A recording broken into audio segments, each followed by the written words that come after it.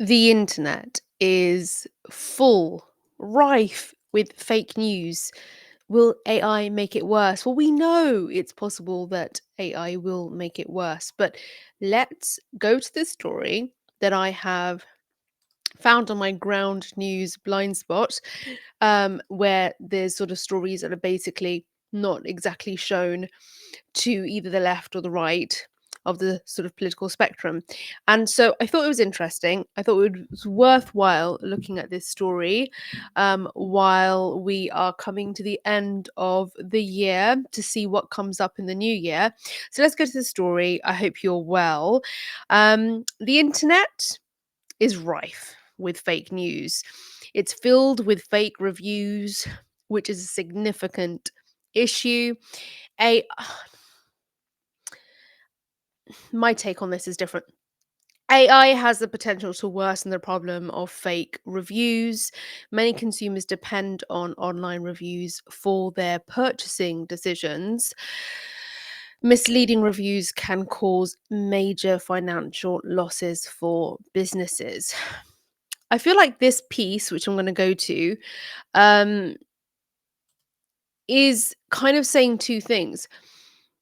Are you saying that AI is affecting businesses due to misleading material for consumers to make more aware, informed decisions? Because we're aware that not only before AI was the risk of sort of, there was a risk of fake news, but for a long time we know PRs and the media have all been in a position where they can essentially spin a perspective, spin a story. Just move my camera a little bit because I've just got had to do a bit of a new setup. We've been well aware of the potential, the propensity for media, PRs, journalists to be putting a spin on things and to perpetuate perspectives that can mislead people. So there is that before the advent of fake news. So I don't know if this is a story. I think it's just a reality that we know will grow more tentacles, which just basically means that we've got to be even more clued up. But let's go to the story anyway. So this is from Citizen, Thompson Citizen. .net, never heard of it.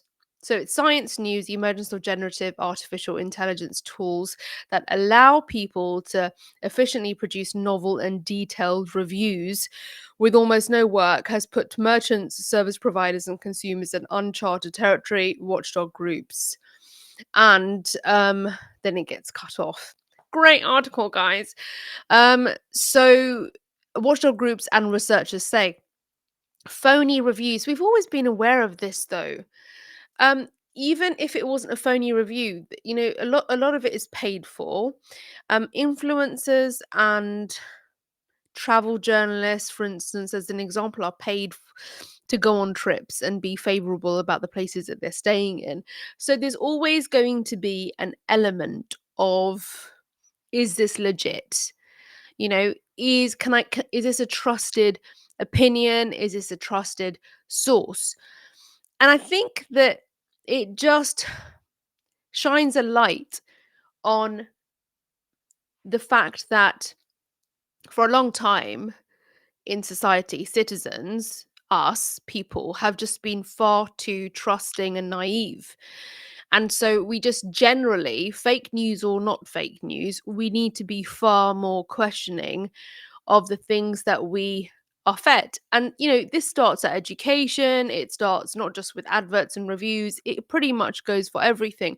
I don't know about you, but as an 80s baby and being in, regular education and then higher education, and I suppose more so in postgraduate education, am I more inclined to ask questions, but I'm middle aged, embarking on postgrad education. So after a great deal of professional development in comms and media. So I think that age can give you a bit more confidence, a lot more confidence actually, to ask questions and challenge the source.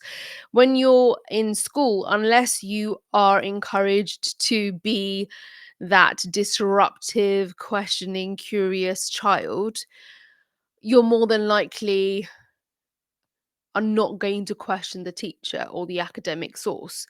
So I mean, this is talking about AI infused text generation tools, popularized by OpenAI. It's talking about the deceptive practice, which is illegal in the US, fake reviews, and there's a transparency company. It's talking about AI detection and labs, and it creates a whole economy, to manage this. Oh, isn't that efficient? Oh, isn't that convenient? That the risks of AI creates a whole economy for people to manage the risks of AI. I wonder if the providers of AI and AGI and that entire sort of tech offering or that entire tech development also happen to be the same actors that provide the regulation, the accountability of those offerings. Isn't that convenient? But that's pretty much how things work. It's pretty much how the whole thing works. The whole system works. Go to every single system and do the zoom out, as I always recommend as a systems thinker. One sec. As a systems thinker, I always say zoom out, take the entire picture in, look at the interdependencies, look at the interrelationships. This is how it works. Now, I use Ground News as an affiliate. I like using it because it aggregates news from sources across the whole globe. It provides me with so many great benefits. All of those, I suppose, the thing that sort of gives me the most confidence in using it for research and sharing it over here is if I can see how high in accuracy a story is and where about on the political spectrum does that sit. And those are the wonderful things that the, I suppose, interface, the dashboard of Ground News provides. Now, I can give you a subscription and it's available in the description of this video, but you'll only get 15% off from me because my channel is still growing. For bigger channels, for instance, Black Belt Barrister, who is also an affiliate of Ground News, you'll get 50%. So I recommend going to Black Belt Barrister because that's where you for sure will get your 50% on a plan like the Vantage plan, which I use and I appreciate. So that bit aside, if you want to help my channel and take the subscription from me, then please do so. If you really want to help my channel and I am a growing channel, then please do subscribe, do consider it, because we all know that we all watch videos regularly from creators that we're not necessarily subscribed to. Why is that? Please do help me. Help me. And do jump in the comments because I actually absolutely love the community aspect. Coming back to the topic of accountability and regulation of AI. Let's take an example. Let's take an example of X and the verification of news and accuracy of it. You've got community notes. So you've got engagement of people to actually verify transparently whether something is legit or not. But that's what also I feel engagement with one another in the comment section helps us to do. I don't know about you, but I for sure, when I'm watching a video from a creator, whether it's Black Belt Barrister or any other creator, Sabby Sabs, or anyone on whichever spectrum, because I take it all in, I will always go in the comment section because I want to know what people are saying. I want to see whether anyone is challenging what's being said on the video or the podcast. I think it's really important for us to dig in and to challenge assumptions and our own. And that's part of why, actually, it's a big reason why I even started this channel, was for us to do just that in community with one another. So here is a thank you from me to you for supporting me on this channel's journey. I'm just under 2,000 subs at the point of recording this video. So thank you so much for supporting me on the growth of this journey, of this channel journey, bleh. But also being patient and loyal as you know I am, juggling parenthood, full-time job, studies, content creation, pretty much, and anything else that you know about me personally from my personal YouTube channel. So I do really appreciate you sticking by me because there have been periods of time where I've not been able to stream every day as at one point I was, or am able to upload in a week because life happens. I'm not one of those creators currently where I can show up on camera every day. If you would like me to be, then please subscribe and then I can do more of this. I do really appreciate the time you've taken in the comments to engage with me, to share your insights, for us to get into conversation.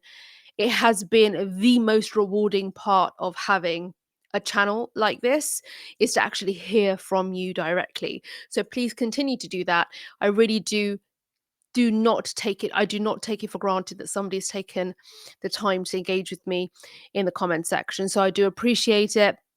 I really hope that you have a great Christmas period. I've got more videos coming that I've sort of scheduled to be uploaded and published for you to enjoy on your day off if you have the luxury of having a day off. I will be working every day throughout the holidays, and when Cub is at school, that's my teenager.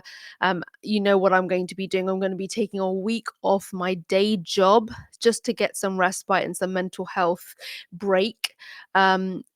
Because as a single parent, you know that you really require external support in order for you to get a break. And for me, it's school. So once Cub is back at school, I want to take a week off from my day job so I can just have some time for me, get in the flow, creative flow, paint a bit, dance a bit, a little bit of everything, and stream. So there'll be a week in January as well where you are for sure going to get a little bit more content from me. And then I'll try and do my best to keep it up. But honestly, a big heartfelt thank you. And I'll see you in the next one.